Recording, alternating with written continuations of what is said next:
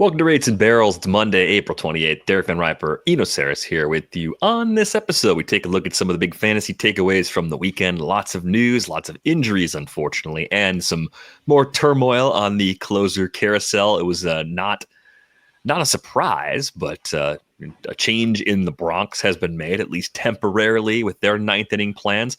Got a bunch of great mailbag questions that have come in through our Discord. If you have not joined the Discord yet, you can do that with the link in the show description. Be sure to hit the like button if you're watching this video on YouTube and drop us a nice rating and review if you're listening on Spotify, Apple Podcasts, or any platform that allows that. How'd the weekend treat you? Pretty good.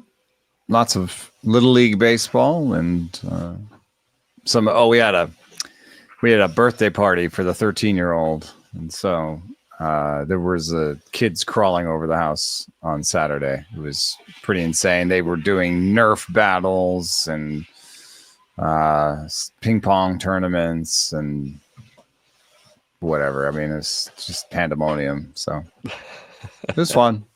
It was fun having a bunch of energy around the house. I watched the Warriors, and it was a great game on Saturday. It was a great game. Yeah, I didn't watch Saturday's game. I watched a little bit of Knicks Pistons on Sunday. It was the early game. Then I caught some of the disappointing Bucks Pacers game. And once Dame got hurt, that game immediately turned. And sad. Yeah, that's like a real sour note too, because they're worried it's a long-term injury. Yeah, that'd be a huge bummer. But we are not a hoop show. Check out No Dunks. Check out the Athletic Basketball Show if you want to follow the NBA playoffs in greater detail. Let's get to some of the news and notes for today. This one, of course, sticks in my craw as one of the great Tyler Glasnow supporters on the planet. He left his start on Sunday with what they're calling shoulder soreness. Dave Roberts talking about it more as a concern of short-term variety. An IL stint seems likely. They have not announced it, at least at the time of this recording. It's about 1 o'clock Eastern on Monday as we're having this conversation. But this puts more strain on an already strained Dodgers rotation. I feel like every third or fourth episode, we're talking about an injury that this team is trying to deal with in that group of starting pitchers. Talked about the Blake Snell setback last week as one that's going to leave the door open for some of their back end guys. And I think we had a question in the Discord about the possibility of Ben Kasparius stretching back out as a starter. That actually seems much more realistic coming off of Sunday's Glasnow early exit than it did just 48 hours ago. Yeah, and Kasparius might be the most exciting of the group. I've had my shares of Landon Knack, and he does some things well, probably better than his results have been because he's got that good kick change. The fastball's about average, and the breaking balls seem okay, but the results, and especially the K-BB, have just been awful. And I don't really know that when I watch him, I'm like, this is a guy I need to put my stamp on and say he's going to be the next one. Robles has been another guy that, I've had shares of in my 20-team leagues. But again, the K-BB here and in AAA and last year in the big leagues, now that's sort of 50, 60-ish innings. He's had a really bad K-BB, so can't really, and the stuff doesn't scream that you got to take him. So Kasparius is the guy I'm going to pick out of the group. Bobby Miller, there's a great piece on Baseball Prospectus about not only is Bobby Miller's command worse than we thought it was coming up and everything that Location Plus said it was, and I didn't quite believe in the smaller samples. Not only is his command so bad, but his pitches are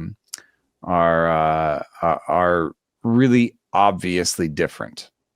So you can tell them apart quickly. And that actually makes a little bit of sense. It's almost like tipping in the way you pitch as opposed to tipping mechanically. You know what I mean? It's like your pitches are so differently shaped that everybody can see them coming. So, but you can kind of change that a little bit by locating your pitches in different places. If you think about it, if you have a curveball with a big hump and you're throwing low fastballs, maybe you should throw a high fastball to hide the hump on the curveball. So I think Bobby Miller needs a sort of rethinking of the entire way that he pitches. And I recommend that piece from Baseball Perspective from Mario if you can read it.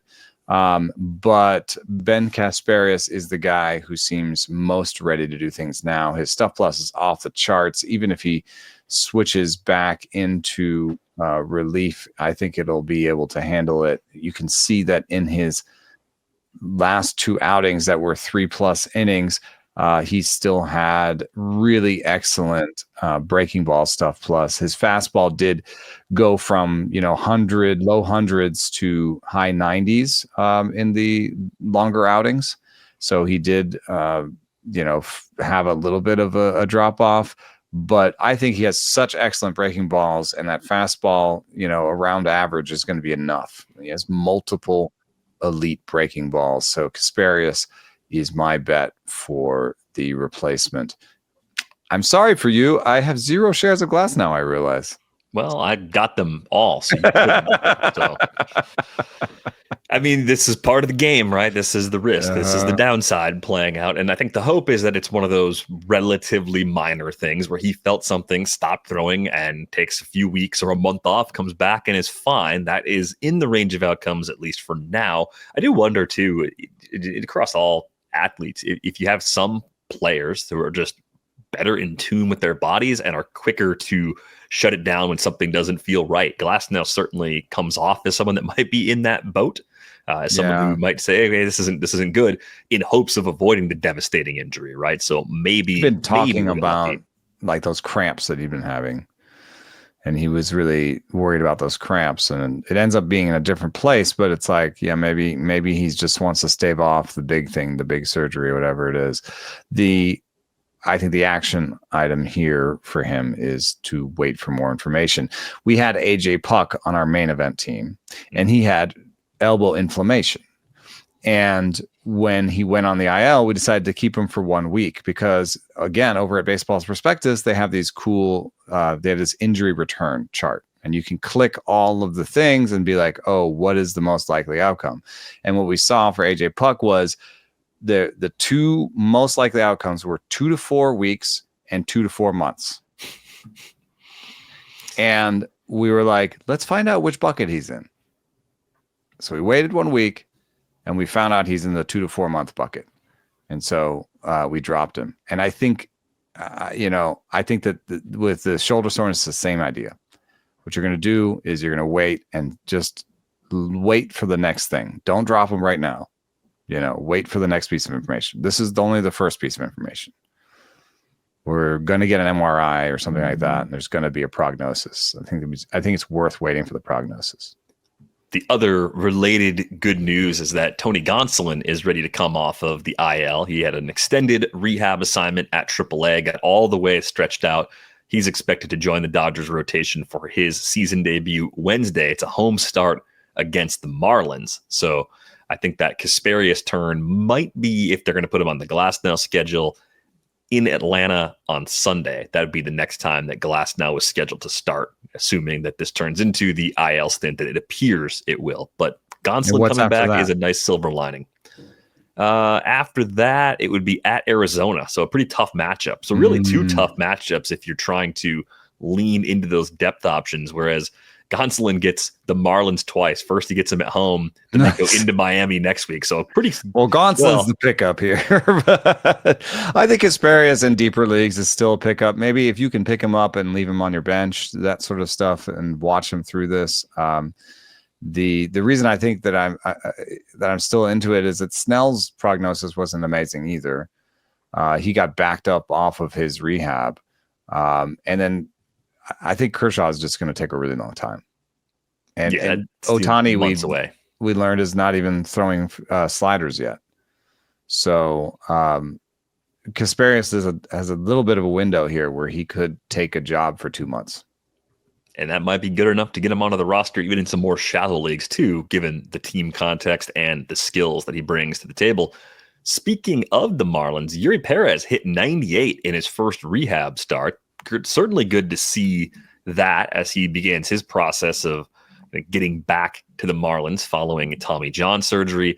since he had Tommy John surgery last April, I mean, the fact that he's even on schedule to be back maybe by the end of May, if he does the full 30-day rehab window, and all indications are he's going to be close to that because they're going to bring him along very carefully. It was a 1-inning outing on Saturday in Jupiter. This is one of those situations, though, where we always wonder, coming off of TJ, does the command come all the way back? Does the stuff come all the way back? Do you get one of those two things? Do you get both? Do you get zero?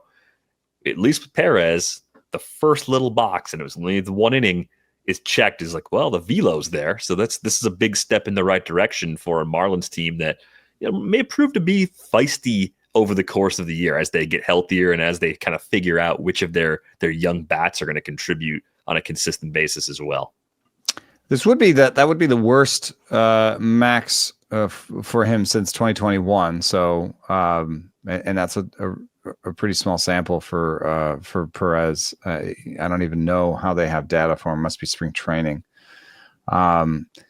So there's a chance that it's a little bit of both. He doesn't. I don't know. Like, do you think he has? I don't think he has plus natural command, but he's nowhere near. He's not like an Edwardian Cabrerian. So I think that he's most likely to be pretty good. We're also seeing from Sandy Alcantara, though, that something that our doctor friend would have told us, which is that we're not guaranteed success coming off of TJ. There is no, we've got a lot of success stories recently, but there is no guarantee of success, coming off of Tommy John. And, the study that Michael Mastroianni, cited us in his discussion of return to play, found that less than half of the pitchers provided the same value in FWAR after TJ. So they just didn't have the bulk. 75% of pitchers recovered to pre-injury levels in Stuff Plus, and 89 got back to Location Plus, but that was by 3 seasons after the surgery. So this is 3 seasons. By 3 seasons after, you could also say only 75% even got back to their old Stuff Plus. Mm-hmm. You know what I mean? So, we tend to think of it in binary, like, did the surgery work, and is their elbow connected? And like, can they pitch? And if they can pitch and they can throw 98, then bam, let's go get them. Whereas there's still a risk in terms of the stuff and then the command and then putting it all together. As much as I think that Sandy will be okay eventually this season, I think his bumps in the road right now, 93 Location Plus, worst of his career, and way worse than he was even last year, just shows you that just getting back in. I prefer the year after the return. I like year 2 when it comes to returning from surgery. I don't necessarily rush to get them back in year 1. Yeah, I mean, I think there will be cases, and plenty of them, to use Eury Pérez when he's back this year, because the threshold for a back-end fantasy starter is low enough where even a guy coming off of TJ that has his ceiling can make it at 70% of the way back, or wherever he actually ends up kind of falling on that scale. I think if you're in a keeper or a dynasty league, you're in that window now where things have gone well enough in the recovery. Maybe you realize this isn't going to be your year. We're talking about a 22-year-old. And I also think there would be a better long-term prognosis for a younger pitcher having a TJ versus an older one, right? So maybe the downside's a little bit lower when you have the benefit of as much time as Eury Pérez does. And even Sandy's not old. He's 29, but I think that might have a factor in those outcomes as well. The other Marlins news, though, is Ryan Weathers is actually working his way back from a forearm injury. He struck out 6 over 3 perfect innings on Sunday in Jupiter. So I would almost wonder, from a would you rather perspective, would you rather, if you had to set it and forget it once they come back from their respective injuries, would you rather just throw Ryan Weathers out there consistently, or would you rather throw Eury Pérez out there given their respective skills differences, their ceilings, and the injuries they're coming back from. Given all those concerns you outlined with Sandy, do you take the lower skilled guy that has a less serious injury? Yeah. I'm gonna take Eury Pérez. You put me on the line, and I will become the stuffest that I am. I know that Weathers, this is the best stuff of Weathers' career. He has worked so hard. He's done so much to change his fastball shape and his breaking balls and everything. He's done all this work, and he's got his stuff plus to 100 for the first time. So I'm going to take Perez.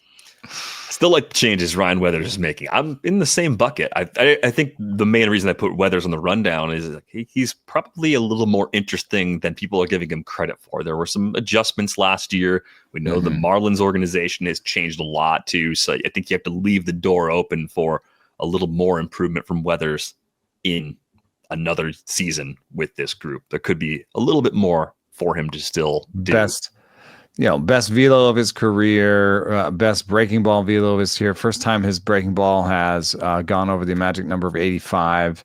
He was sitting 97 on the fastball before he got hurt. Best fastball ride of his career.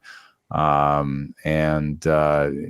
think the best combination of drop and velocity on the slider.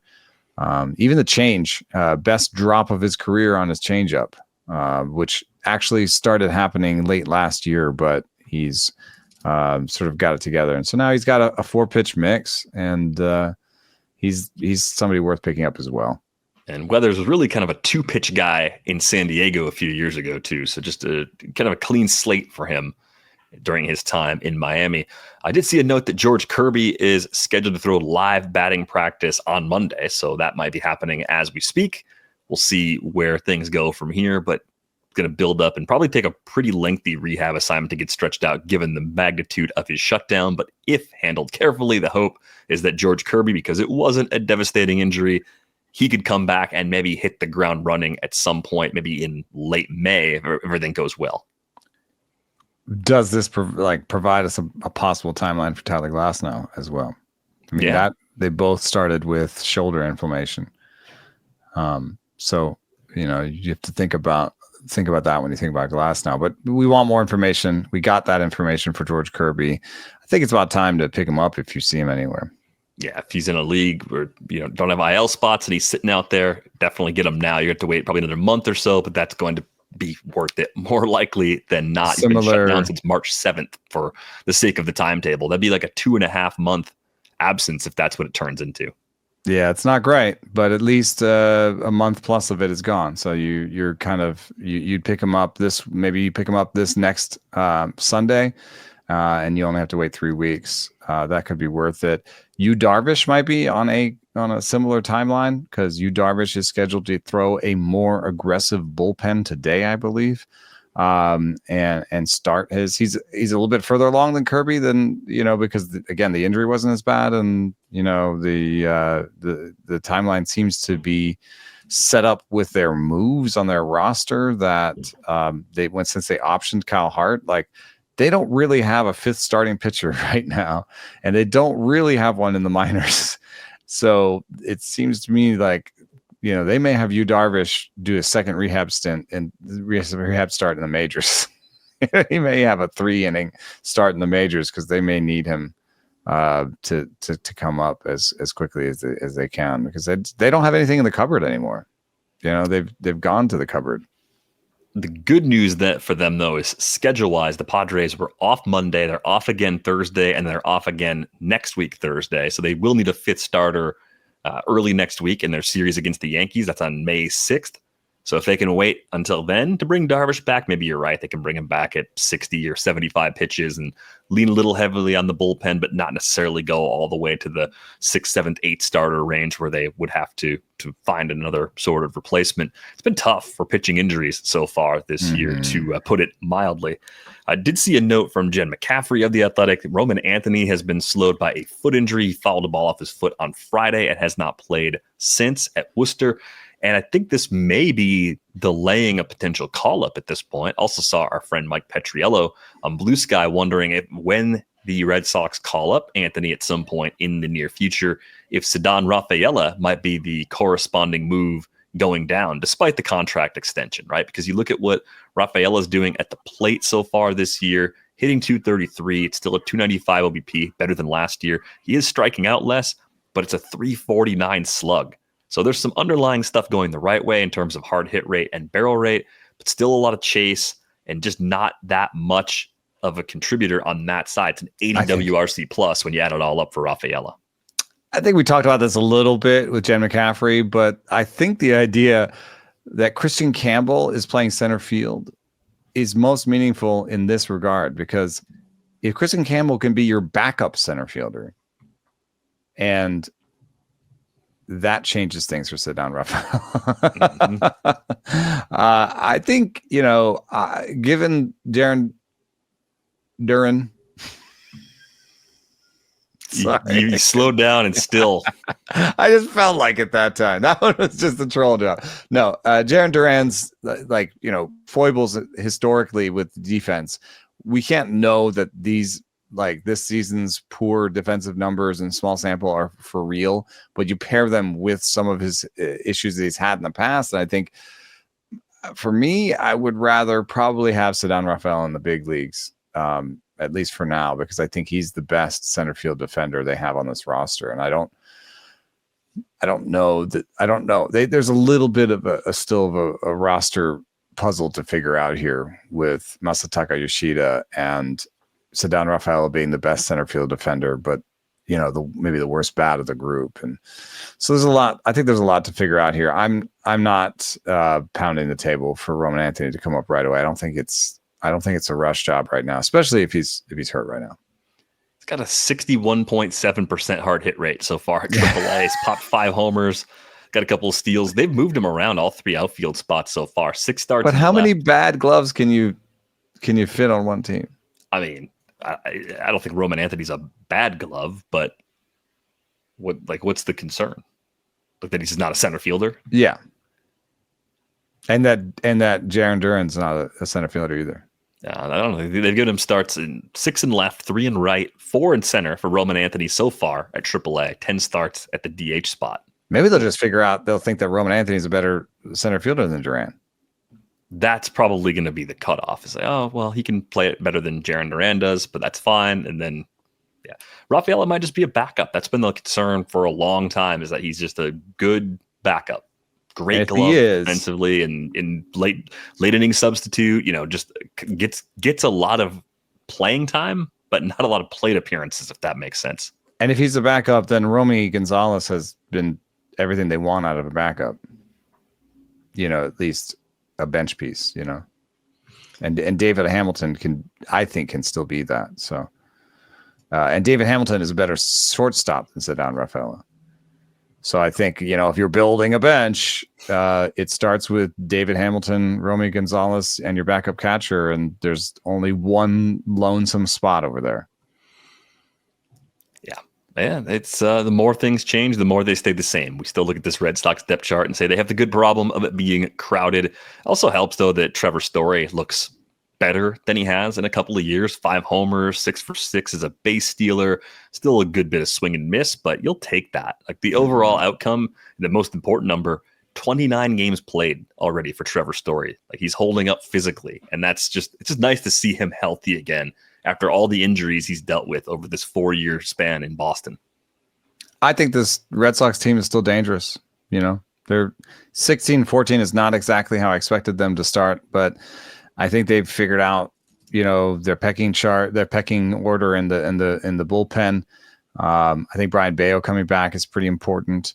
Yeah, there's a really great piece by Andrea, Scout Girl, on Twitter that breaks down what they need to do with Tanner Houck, and it lines up exactly with what I see, which is he's got to do something against lefties, and I think maybe bring the 4-seam back, bring the cutter back, do something. This is not working. It's back to like a 700 slugging by lefties against Tanner Houck. He's completely useless against lefties, and teams are just loading that up. So there's something that needs to be figured out there.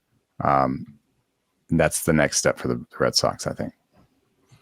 The other big story out of the AL East from the weekend, Luke Weaver in as the closer, Devin Williams out, at least for now. That's the way it's being reported by Brandon Cutie from The Athletic. What do you think the realistic timetable is for Williams to get that shot again? Is it a couple of weeks? Is it a month? Like, how long do you think they're going to take before a save situation arises and by choice Weaver pitches in front of Williams and Williams gets that chance? I don't know. I mean, there's been when we looked at Emmanuel Clase versus Devin Williams, my analysis still stays the same, which is that, Devin Williams has seen an actual drop off and stuff, that we can see in terms of velo and stuff plus, whereas Clase's was not as pronounced. And I believe that Clase is on his way to getting his job back. He's already pitched. I know that Cade Smith pitched the 9th, but Clase pitched the 8th. But I think this is just Clase shows he's healthy and he's got it back.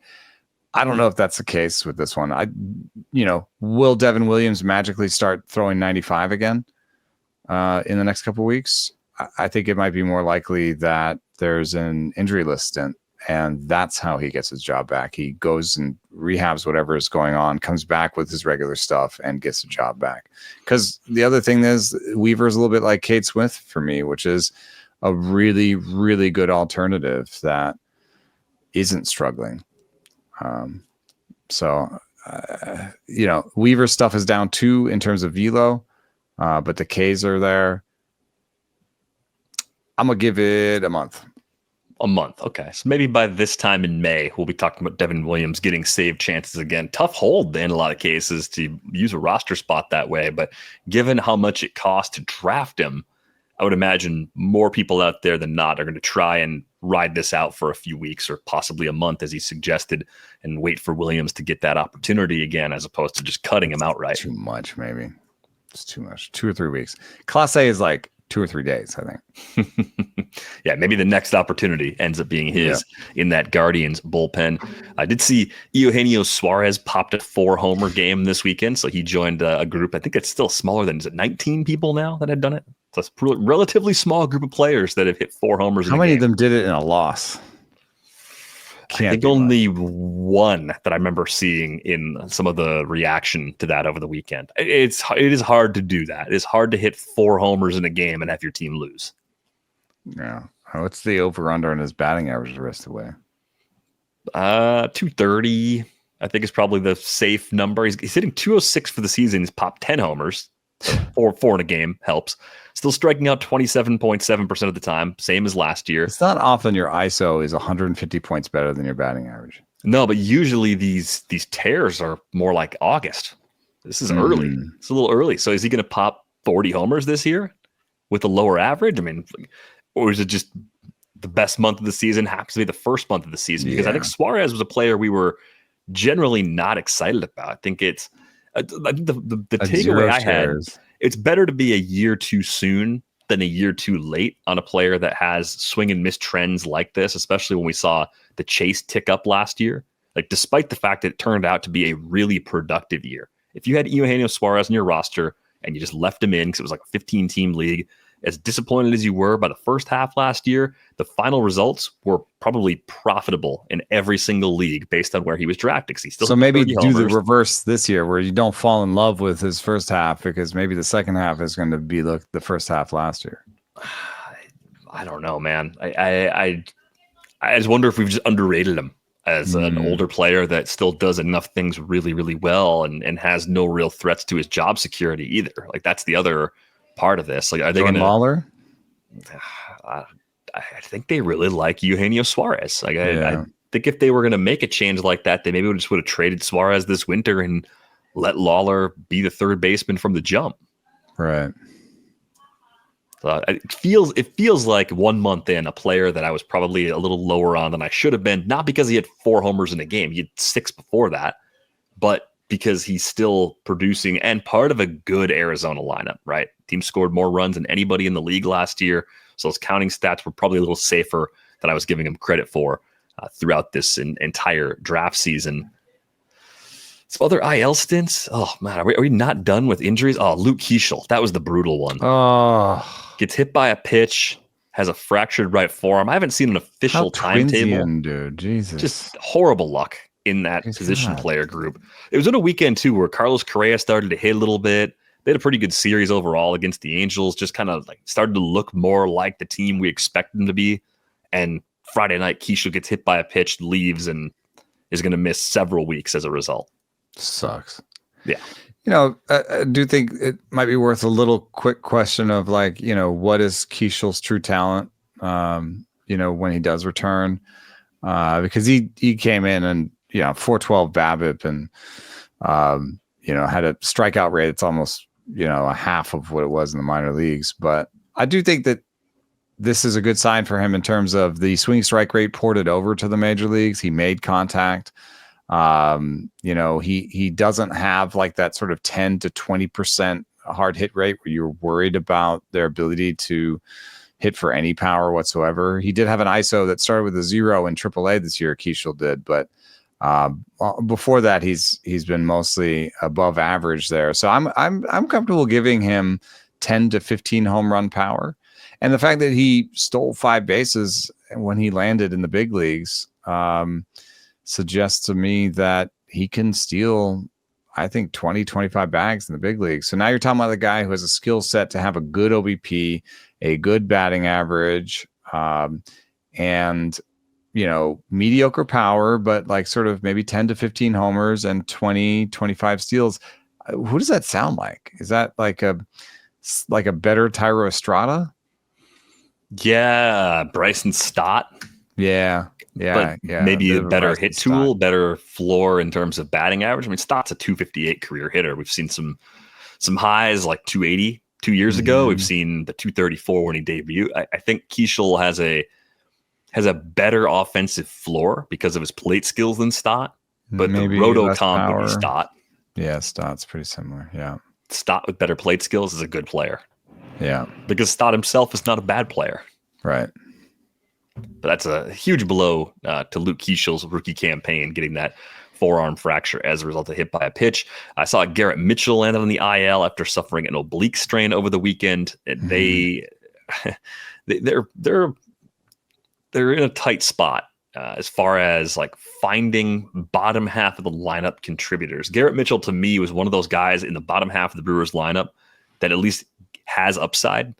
Daz Cameron was the corresponding move. Like, I think that's a small side platoon, kind of a 2 or 3 starts per week sort of player where you're just going to see a lot of the usual Churio, Yelich, and Frelick combo, right? And then occasionally against the tough lefty, Daz Cameron's going to play. And Jake Bauers plays a little more at first, and Rhys Hoskins DHs a little more. I think that's the adjustment for the Brewers right now. God, so much depends on Joey Ortiz. I mean, they've got 6, competent batters right now.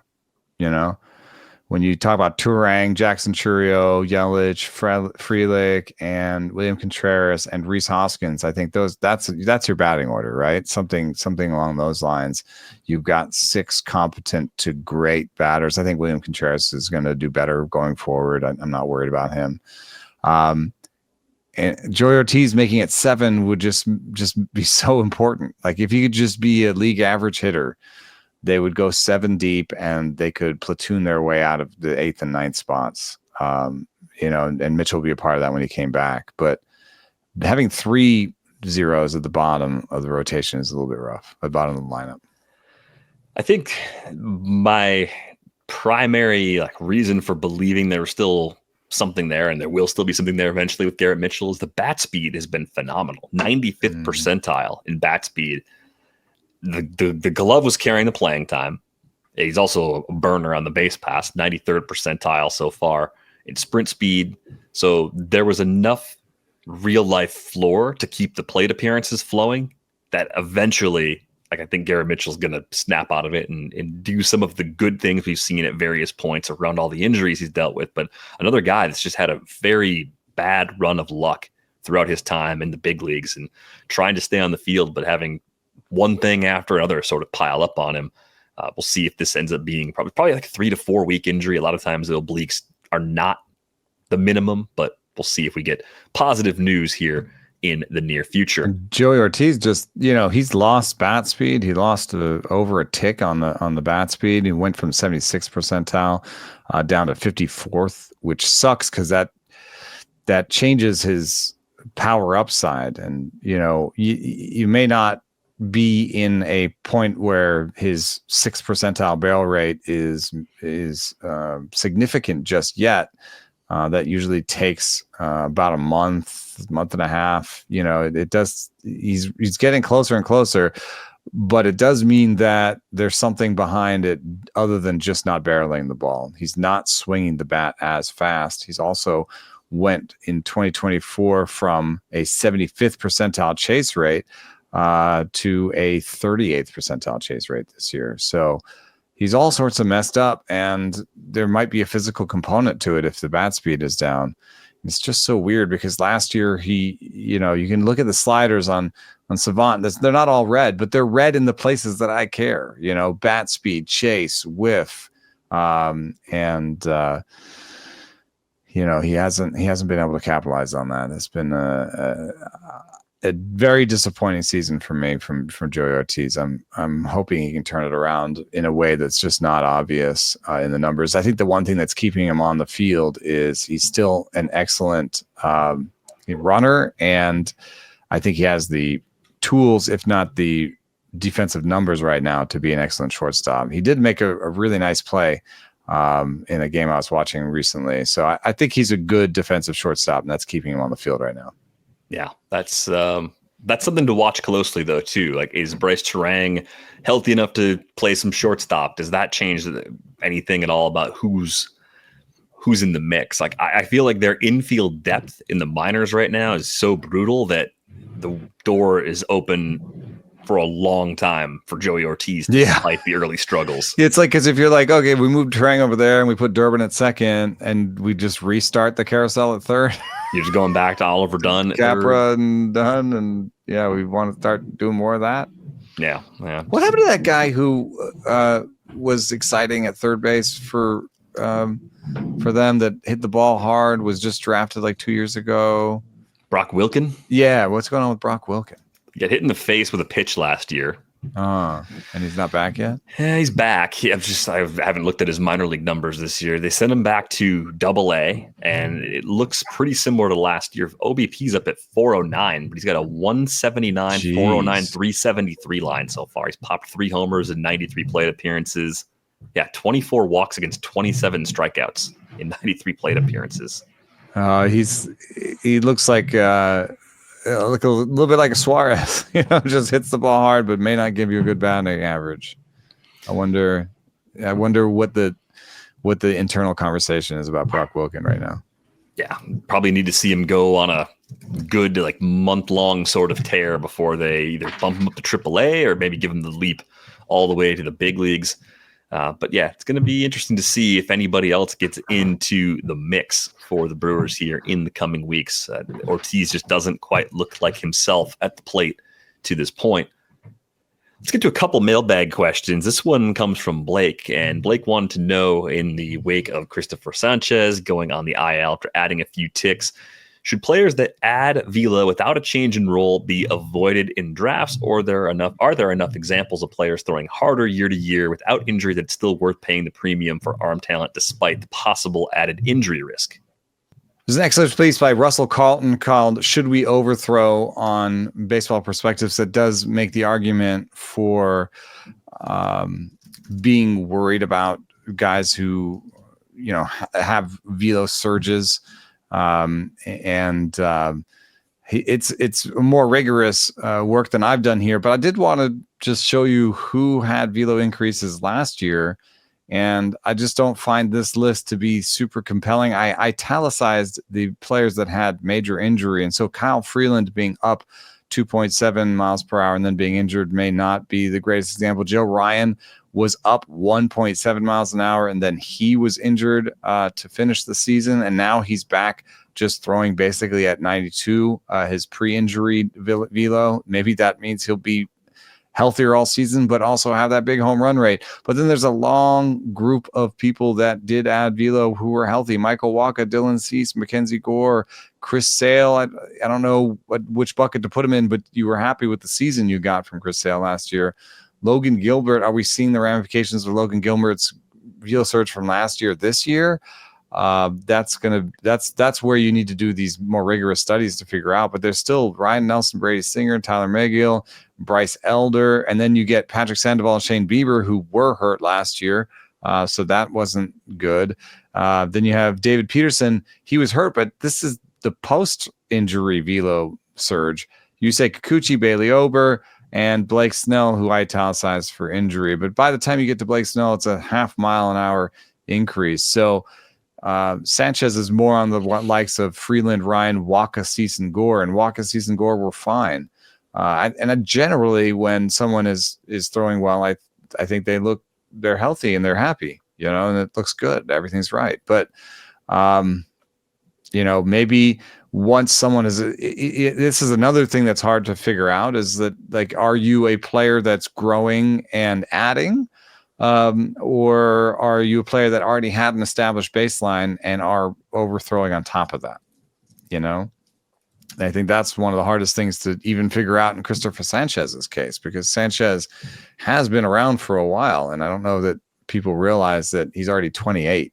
So maybe the velo that he established at some point, maybe he's more a veteran with an established velo that had a surge on top of that. Maybe that's when you get worried. I mean, he was 93s, 92s, 94.5 last year, 95.7 this year. That's a pretty big increase for somebody who is 28 and had already really, you're not like, oh, he's 22 and filling into his body. So I just, you can not draft the guys who throw hard. You cannot draft the guys who throw too hard or are surging. You can not throw the guys, you not draft the guys who were injured last year, and you can not draft anyone.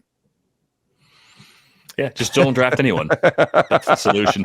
No, and it's not. I mean, we're not making fun of the question. It's a fair question. I just think it's another inconclusive, because I would wonder if there are points in your career when the velocity additions are less likely to cause a problem, or if that even is also just like, well, it's still random.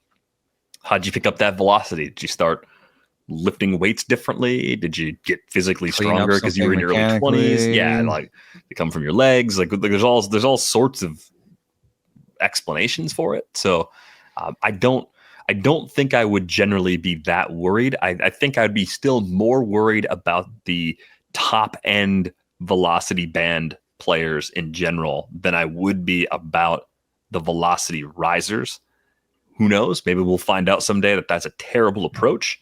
But I think sitting close to what we know are maxes for guys, I think that's probably still the area where I'd be the most cautious if I'm going to exercise some velocity-related caution. This year, the other players that are at the most, Jordan Hicks, who I think we've already seen that sort of recede a little bit. Jose Alvarado in the relief role. I don't know why. I'm just less worried about a reliever. I don't know. I don't think that's worrying me. Emerson Hancock, pitching for his life in the big leagues, I guess. Hunter Green. Now there is a sort of convergence of a guy who was already throwing hard, who's now throwing like the hardest in the big leagues, has had some injury concern in the past. I think if I was a rebuilding team and Hunter Green was my main pitcher, I might actually consider selling. Like this, you could get a huge package for him at this point, I think. And you don't know. Hunter Brown up a tick and a half off of an established level. Maybe that is something to worry about. Then Christopher Sanchez is next at 1.3. Jesus Luzardo. See, Jesus Luzardo, is that a velo surge, or is that getting back to where he once was? I think that's getting back to a previous level. But then if he gets back to his previous level, I think Luzardo at his previous level starts to get onto the high end, just top starter velocity leaderboard where you're kind of worried about that. And he had injury risk in the past, right? He got injured in the past. Shane Baz, is that getting? It looks like he's getting back to his old velo. Yeah, that seems more like a return to previous levels, but previous levels were there when he got hurt. So Gavin Williams +1, and Gavin Williams has a scary injury history in his past. It's tough sledding with trying to divine pitcher injury. Like Jameson Taillon is the next one. He's up a tick to 91.1. Are we worried about that? Nope. I don't think I am. Verlander's up a tick.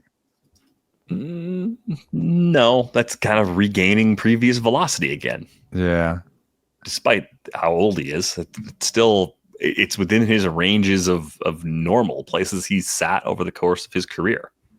And then you got Wu, Schwellenbach, and Reagan. See, now you're just going to scare people. There's no I don't know. You should always be scared about Brian Wu anyway.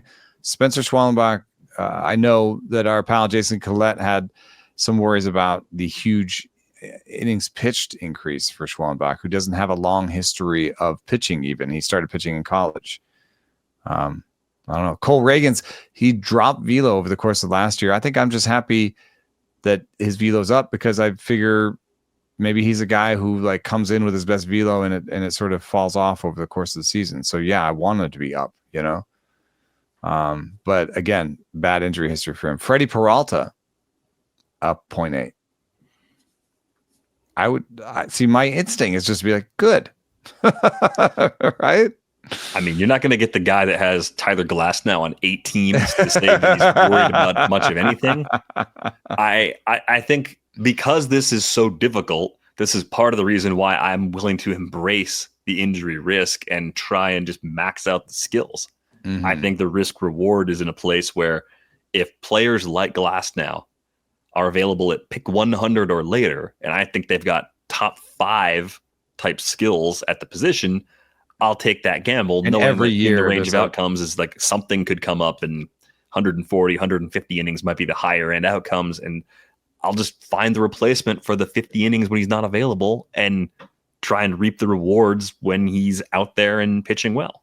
Yeah. And every year there's a guy that was, oft injured that puts together a great season and does so for on a budget for last year. So like for last year was Chris Sale was the 3rd best pitcher in baseball, and he was the oft injured guy that you weren't going to take. And then in 2023, I'm sure I can. Blake Snell. 3rd best pitcher in baseball. That's interesting. But the year before that, or 2 years before that, it was Carlos Rodon's done it before. The list of guys that you try to do that with that fall short or just don't put up the result is longer.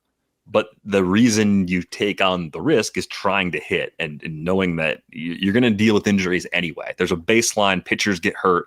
Everyone's dealing with that. We don't have great tools and ways to determine who's going to get hurt and when they're going to get hurt. So knowing that, I try to be a little more risk tolerant than everybody else. That's just the way I try to approach it, Blake. I can't tell you that there's a one thing that I'm definitely avoiding on the pitching side right now. Yeah. Thanks a lot for that question. I guess my one would be that I don't like to get the guys in their first year off of DJ. I'm not buying heavily. I do have some shares of Sandy Alcantara, I guess, though, too. So I don't have any hard and fast rules that I have to avoid anybody. His spring and I think the timetable for him, like how far away they are from surgery, that matters, right? So if a guy had surgery the previous March and through spring training is 1 year removed and the first couple months of the season are like months 13, 14, and 15, that to me is more risky than if they had surgery, for the previous June, missed all the season, came back and had that longer runway of recovery. Yeah. The ideal situation is coming off the injury, we see a little bit at the end of the previous season, then they have that normal off season instead of like DeGrom basically is more ideal. Yeah. And again, people are like, not like with DeGrom's whole history. I'm just saying like DeGrom coming back and showing us the stuff was back and showing us that he could compete. That's Boz. Like Boz last year was able to do that. And it was like, well, he doesn't quite look like himself. And I thought, okay, but that's fine because he'll have an off season where he's not rehabbing anymore to go through that last push to be the Shane Baz he was pre-surgery again. Like that. Yeah, good point. That's to me like the type of injured pitcher that I'm most likely to feel good about. Yeah, the guys coming straight off the injury without that runway, they're a bit more risky. I had a question here from Andrew in our Discord. What should we do with Brandon Nimmo? Is Nimmo a player you would drop for someone interesting on a heater, or do you think Nimmo himself is actually on the brink of maybe figuring it out again and having things click? I mean, I think this is complicated because we know that last season Nimmo was dealing with plantar fasciitis. He didn't feel, air quotes, normal until sometime probably in January, based on the news that I was able to go back and read, different updates that RotoWire had. And then on top of that, he had a knee injury this spring that slowed him down. So when you start to look at the underlying numbers for Nimmo this year, you see decreased sprint speed. Well, that makes sense. You want to tack on a plantar fasciitis injury with some knee stuff in the spring. Yeah, you're probably going to be down a little bit in sprint speed. 4 homers so far, a 192, 239, 337 line. That's where people are worried. Okay, sure. Your foot was bothering you for all of last season. You were stealing bases anyway.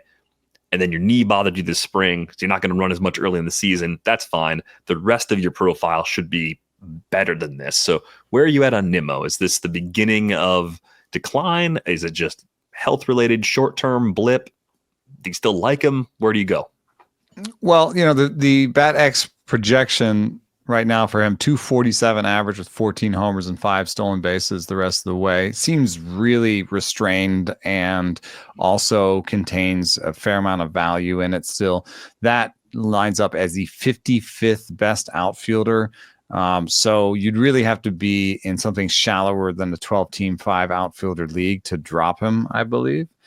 But there are a couple pitfalls in that projection, which is that there's a 5 stolen base projection there. If you say that's 0, and you take away his, that whatever value he has there in stolen bases and make it worse, then he could drop to something like maybe the 65th or 70th. He could be right there with Andrew Benintendi, at 66, or Michael Conforto at 68. Like those are guys that, have slightly different shapes on their production, but you're like, I don't need to own those in my 12-team 5 outfielder league, and so let's say he does not have that speed, and he's just going to hit 247 with 14 homers and 0 stolen bases the rest of the way. Then I think he's droppable in a lot of leagues. But I do wonder about that 247 average. I mean, it's a 259 average for his career, and then we had better than 274 for like 4 straight seasons before that. So I wanted to look into this idea that he has to be a 247 hitter with like a 280, 290 BABIP. And I wanted to look at, who, given his skill set in terms of like his strikeout rate, his hard hit rate, his ground ball rate, his pull rate, where's his BABIP over the last year plus ranked? And given those comps, and there's about 17, 18 comps here. And if you look at the averages that are up right now, he fits right into those averages in every way, except he has the worst BABIP of all of his comps. He had a 267 BABIP going back to the beginning of last season. And, comps for him are Ohtani, Harper, but, even more realistically, Brian Reynolds. It seems like a really great comp, actually, Brian Reynolds, just a professional hitter with a little bit of power, a little bit of speed. But Gunnar Henderson's on here, Jordan Westberg, Trevor Larnach's on here. All of these guys have better batting average and balls in play than Brandon Nimmo has over the same time period. In fact, they have a 307 BABIP, and he's had a 267. So I put forward to you that he's actually been a little unlucky on top of the bad, leg and knee situation. And that he's more likely to hit something like 260 with 15 homers and 3 to 4 stolen bases going forward. And if he does that, he's a back end top 60 outfielder. Yeah. And I can't imagine he won't recover his eye. I know he's been more aggressive and he's been chasing a little bit more, but he's been swinging at pitches in the zone. He still has his great eye. And I think this will work out for him because you've seen his barrel. His power numbers kind of go a little bit in the right direction underneath the hood. I think he's trying to hit for power. I think it'll all come together again, and you'll have some good stuff, and it'll look more like 260, 260 plus with 15 homers and 3 stolen bases going forward. I think the Nimmo situation that you kind of touched on at the beginning there is that in a shallow league, if the projections right now are light and the projections say he's kind of fringy for a 5 outfielder, 10 team league, a top 50 outfielder is kind of borderline for that. Yeah, you could almost drop him in that league. You can probably think about it, because even if you want to say, well, I think he is Brian Reynolds, because I think you made a good case that the average is probably projected too low. And I think he will run a little bit as long as his legs aren't an ongoing problem. That's the unknown right now. Brian Reynolds' projection, let's just throw that on Brandon Nimmo. He's the 37th ranked outfielder. That's fine. That's good. That's a guy you'd be happier to have. That's what you're risking if you drop him. But you're also not. But if that's the ceiling, like I think you can live with dropping that in a 10-team league. Yeah. And I think that the weirdest thing about it is that I'm confident enough in the playing time around health. As long as he's healthy, he's going to play a ton. Signed through 2030. Not that money matters to the Mets, but I think Brandon Nimmo is much more likely to be an everyday fixture for the next year or two than not. I think in a deeper league, especially like keeper or dynasty league, you're getting a discount right now. Yeah, I might actually acquire him. You're probably trading for him in deeper leagues where you're starting 4 or 5 outfielders and like 120 outfielders are rostered, because at that point, a guy that sits top 50 at the position for a couple more years is probably a little overlooked. Even if the ceiling is beginning to fall a little bit, the floor is still really good. The quality of the contact is really good. Yeah. So a nice player, not a cornerstone, but I think it really is league dependent at this point. I'm with you. I think he's been a little bit unlucky. The quality of the contact Brandon Nimmo has been making really for 3 years now is just better than we saw earlier in his career. His power is as stable as it's ever been. And I think it's still non-zero speed, even if 15 for 15 that we saw last year might not be doable because of the knee and the plantar fasciitis and the lower half injuries he has been dealing with. Thanks a lot for that question, Andrew. One more segment to get to before we go. We'll have some more mailbag a little bit later in the week. So there's a lot of good questions that have been rolling. I'm a little salty. You're salty? I'm salty. What are you mad about? I didn't get any of them. Okay, so there were some splashy bids this weekend, right? I mean, Nick Kurtz, we talked about last week. Jordan Beck came back up, had a huge weekend at home against the Reds. Agustín Ramírez is getting some run for the Marlins. He's been red hot in his first run with them this season. There were some closers on the move, like Will Vest, who I know that you like. You liked Will Vest back during draft season. Oh, I've got all sorts of inexpensive, dart throw in that Tigers bullpen. So you got shut out on this group of pretty high-priced players. Like, this felt like one of the more aggressive spending weeks we've seen so far from a free agent bidding perspective. One thing that is interesting about Nick Kurtz is that, as bad as his start has been on the surface, there's a lot to like underneath. He's already hit a ball 112. He's averaging around 94, 93 on balls in play in terms of exit velocity. That's not a super predictive stat that we use a lot, but in a tiny sample, it means he has hit the ball hard when he's hit it so far. And even if he runs a 28% strikeout rate, he could run a 330 BABIP with that, with the power and a 200 plus ISO, and be a really good player. But one thing that my co-manager pointed out about the guy we ended up getting, Jock Peterson, is that Jock Peterson's worst projection is for a 777 OPS, and Nick Kurtz's best projection is for a 744 OPS. Both of them could be platooned. We've already seen that they delayed Nick Kurtz's call-up by a day because they were facing a lefty. He sat in the clubhouse during a game because he was up, but they were facing a lefty. So if they're going to be similar, then I guess I'm glad I didn't spend $360 was, I think, the average on Nick Kurtz. That's 36% of your free agency budget. But the reason I'm sad is there's one of my leagues, my barf league, that I won last year and was in the top 10 overall for Earth and was very proud of that. This year is hurting. I had Garrett Cole at the top of that rotation and made some other mistakes maybe. And it's Aaron Judge and nothing else on that team. But I thought I'm going to push myself as hard as I can on Kurtz and Beck. And Beck seems like a Mickey Moniak with more speed and a slightly better eye at the plate. So I didn't really want to go that hard on him. And I pushed myself to about $56 on Beck. And he went for like 96. And I pushed myself on Kurtz all the way up to like 269 because I was like, I want to have a shot at a big bat. This team needs a big bat. And he went for 370 or something in our league. So I can't put $37% of my money on the line like that. I just can't.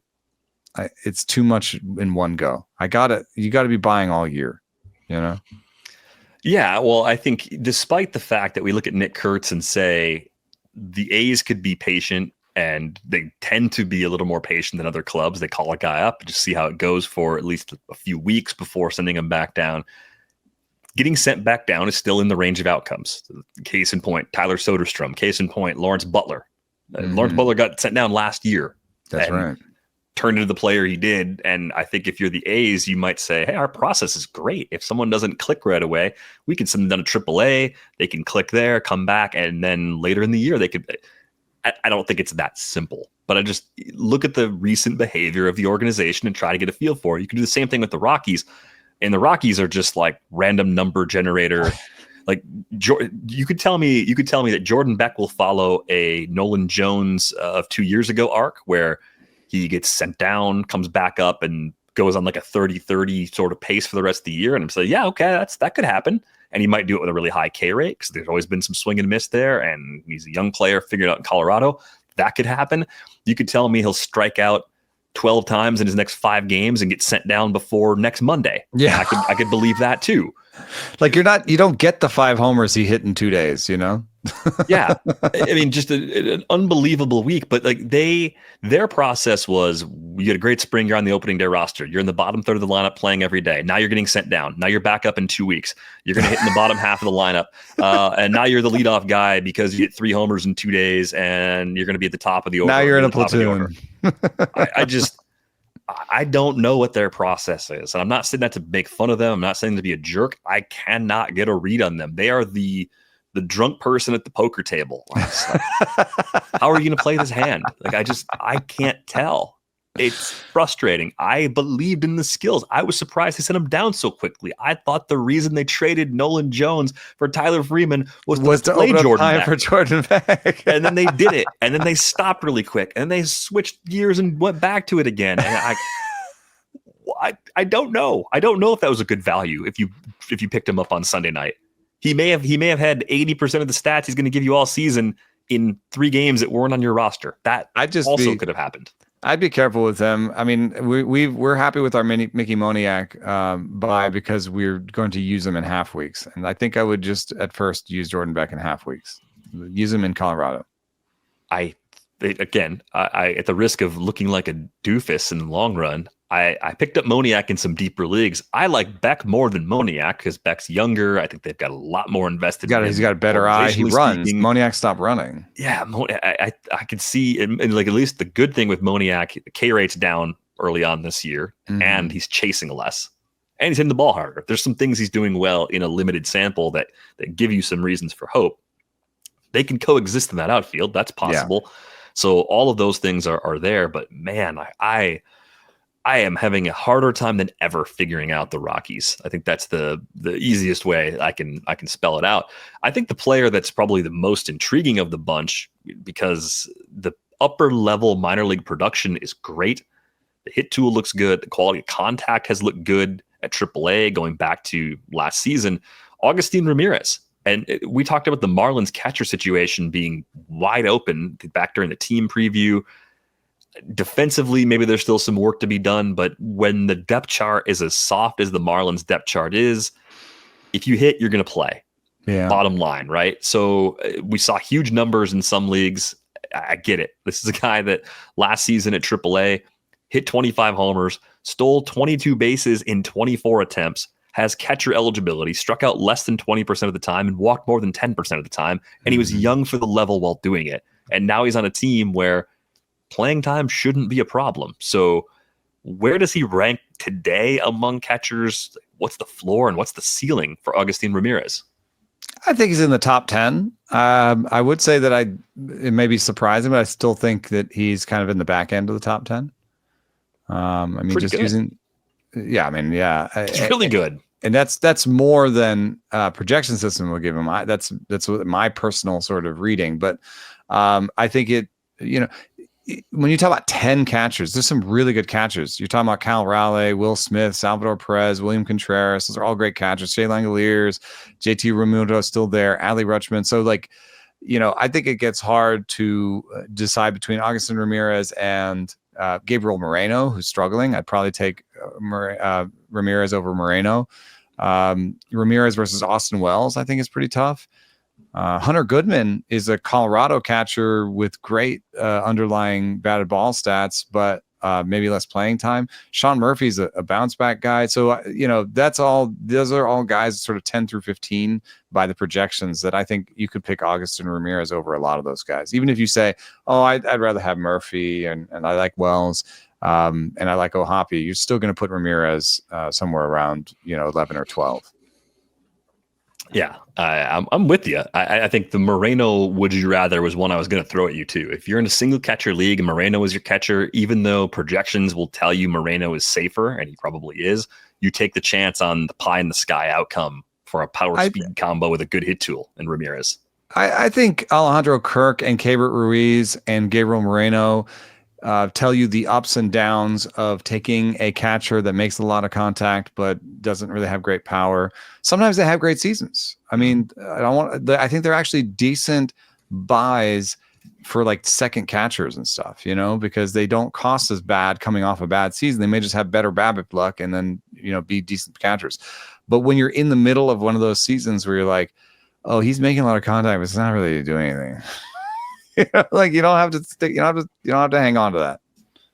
It may just may happen all year. I think catchers have a harder time, maybe like recapturing their BABIP luck.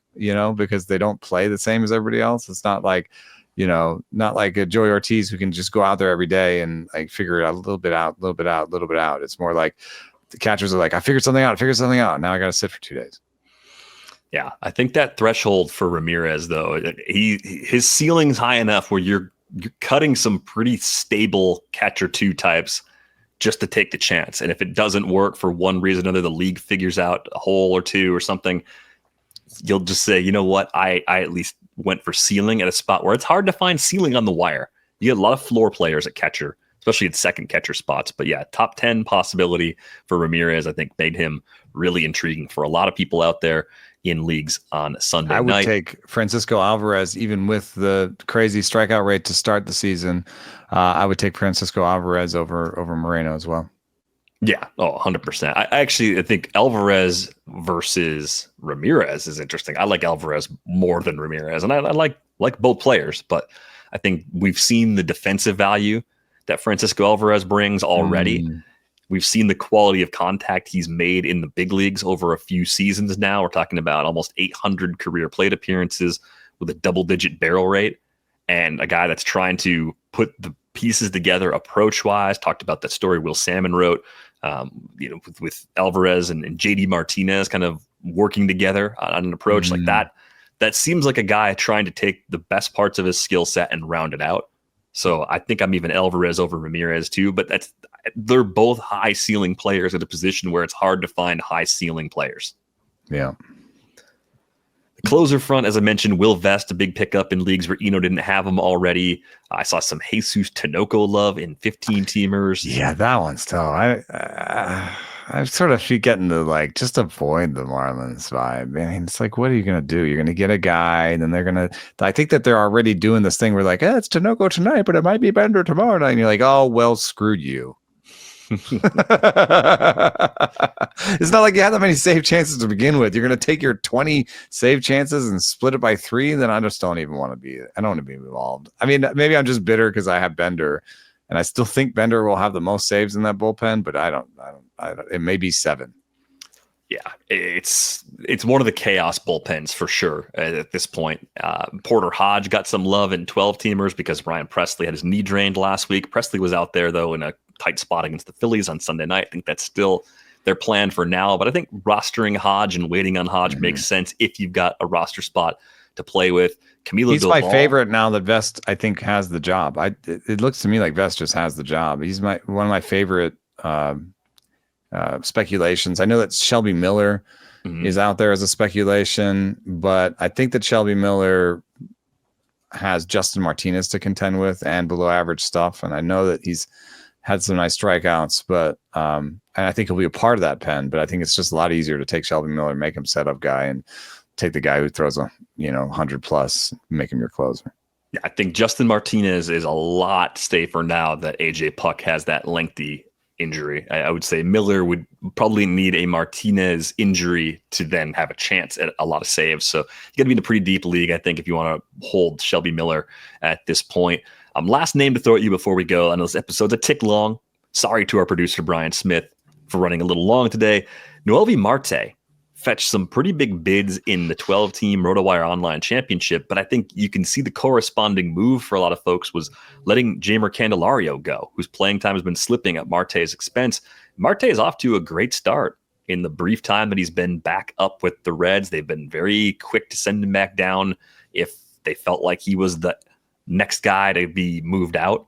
But I kind of get the sense things are changing with the Reds and recent usage, and Marte is doing the thing he has to do. He's hitting to earn that job back. He had, I think, 7 hits in Colorado over the weekend, had a homer, drove in 7 runs, had a couple of steals on Sunday. He's looking a lot like the guy that we saw at the end of 2023.